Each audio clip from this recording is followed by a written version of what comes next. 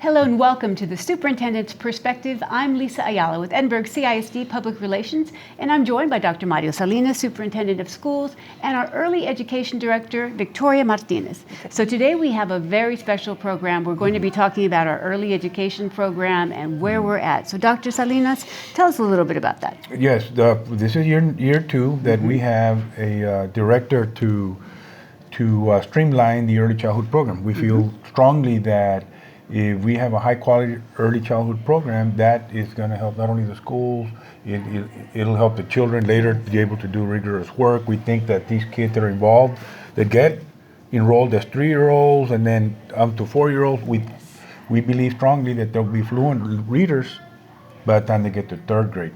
And then they'll be able to do rigorous work at the high school. That's what we want. Of course. And eventually we want these students to graduate from college. We know that one of the weapons to fight poverty Yes. is a good, solid education. And we start with the early childhood program. Now, Victoria Martinez, this is year two as a director. Yes, sir. For the program. The Edinburg CISD has never had an early childhood program director. Tell us a little bit of what's going on with the early childhood program. Well, sir, we're real excited. We got off to a great start this year.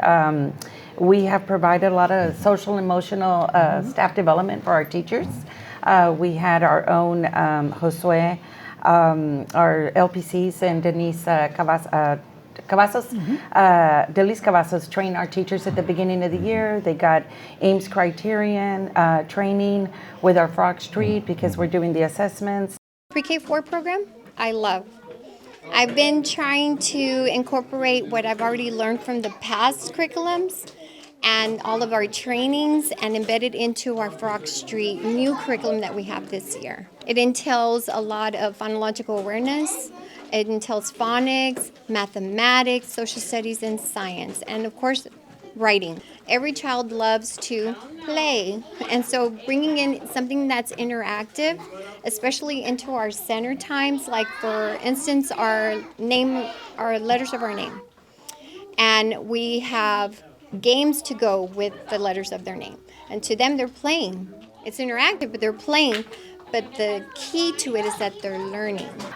We had, just yesterday, as a matter of fact, we had Dr. Adams come down. She's a behavior strategist. She came down from San Antonio, and she provided training for all our pre-K3, all our pre-K3, pre-K4, multi-age. All the teachers? All the teachers, Oh, wow. sir. All the teachers attended. Where was this workshop? This was at Region 1. Oh, man, I wish I would have been there. Yes, it was a great training. Would love to talk to the teachers. Back to teaching them about the ABCs, the effective behaviors, being positive and proactive on how to navigate and how to build self-esteem for the children. So it was an excellent training, and the teachers really enjoyed it. So we're providing all the foundation, all the for the social emotional, the curriculum, the assessments. We did the beginning of the year assessments, and we know where every single child is at.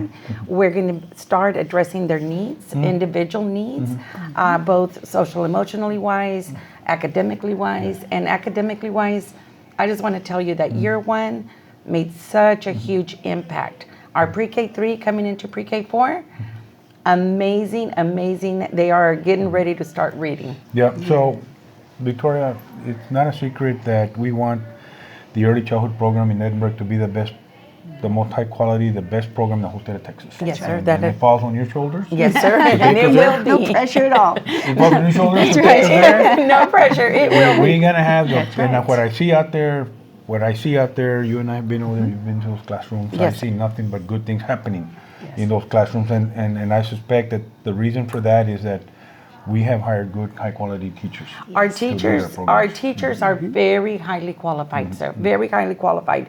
We've done a comprehensive analysis of the amount of professional development hours every teacher has, and they are very well trained. We can tell you that a lot of our teachers have their masters in early childhood.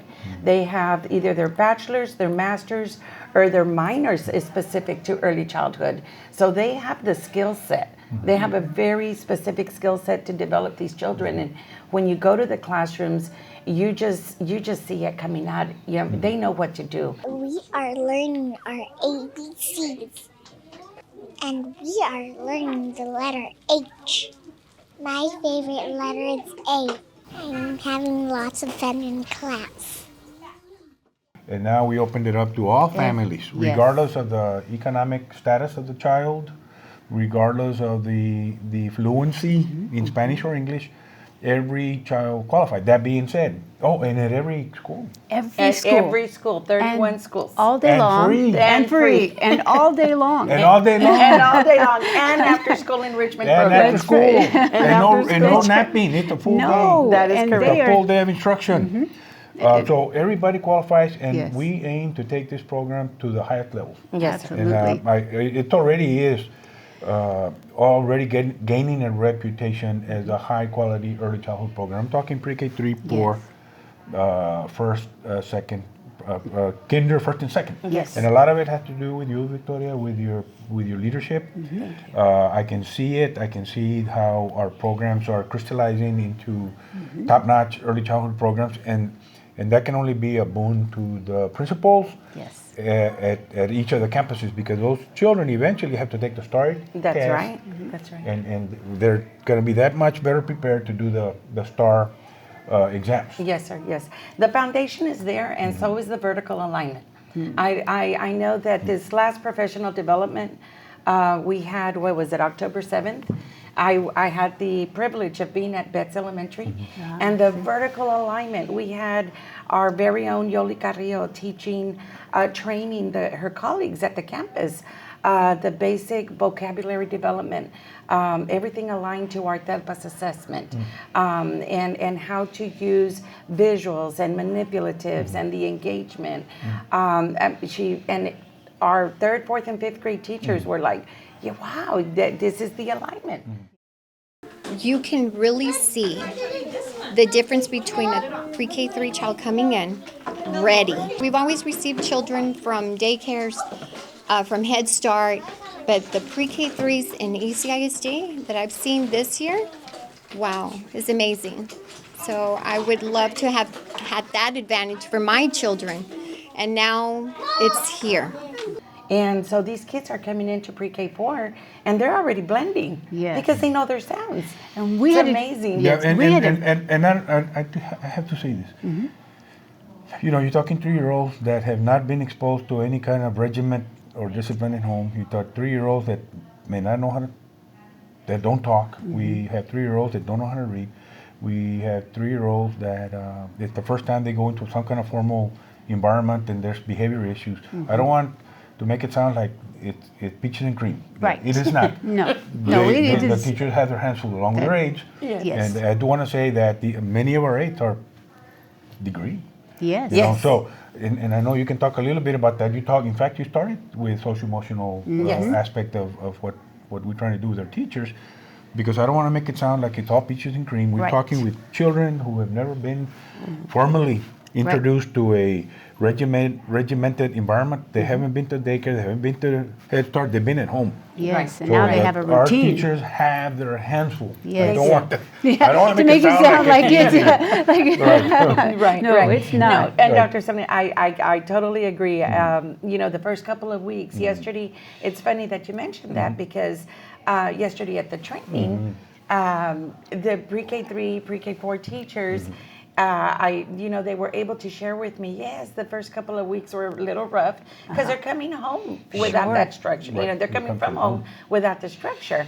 But they were, for the most part, all of them were like, oh, yes, it's just part of the process. But by now they're doing great because our teachers are so skilled that they develop those routines, those procedures, those expectations in the classroom. And we had a front Tell row us what you seat. saw last week. We had a front row seat to all of that. The little 4-year-olds that were there, they got up and they even did little affirmations. I'm going to have a good day. And they closed their eyes. It was so good. But that's part of that social emotional growth, you know, that kind of, you know, I'm going to have a wonderful day. I love learning. And they were just adorable. I mean, they got up. They were using their pointer to do patterns, to count. They got up to do little vocabulary sentences. sentences. So they were already forming sentences. So they're talking about, when you talk about blending, that's the sounds, the blending of the sounds. They were doing full little sentences on their vocabulary board, I guess is what you called it. Yes. And they were even doing sign language as part of, I guess, their enrichment. Yes. So we were particularly struck in, by just how well-rounded, how much they were doing. They loved sign language. They love the sign language. I incorporated that into my daily subjects and giving them the opportunity to use their hands, like for the letter A, B, C, D. And it's just, now it's interactive. I want to do my best. A, B, C, D, E, F, G. It's fun learning the ABCs. Math. I play with blocks. I really love this class because I learn a lot. The parents of those children in that classroom, in that particular, they're just lucky they got such a highly qualified teacher. Yes. And the way she handled and managed that classroom, the communication that she had with her children, it's like magical. Yes. I don't know how else to describe that. Yes. It kind of makes you want to have another child to put in that classroom, right? Okay. I'll think about that. Now I wish I had my children. But she was Grandchildren. there you go. But they said that she was a trainer of trainers, Yes, and in she many is. ways. She I mean, is. well, we had a 4-year-old get up and sing the entire alphabet song, just from beginning to end. And she's a 4-year-old at week 7. What are we week 9? A, B, C, D, E, F, G, H, I, J, K, L, M, N, O, P, Q, R, S, T, U, V, W, X, Y, and Z. Now I know my ABCs. Next time, won't you sing with me? There's no question about it that we're going to take our program to the very highest levels of quality by giving the teachers what they need. Yes. By you leading the teachers. This is the bar that we set for our early childhood program teachers. And we're going to give you all the resources that you need, be it staff development. Thank you. Being staff development, if they need to go do high quality staff development out of the valley, we're ready. Whatever it takes for you to get these teachers to perform at the highest levels, because we're only as good as our teachers. That's right. And we're going to take this program to the promised land on the backs of good teaching. That's right. Thank you. Yes, we definitely will. And incredible curriculum, so that's great. Well, we're going to continue this talk and continue. We're not done. No, we want to go to other campuses, other schools, see the other classrooms and other kids. So we're really excited about this.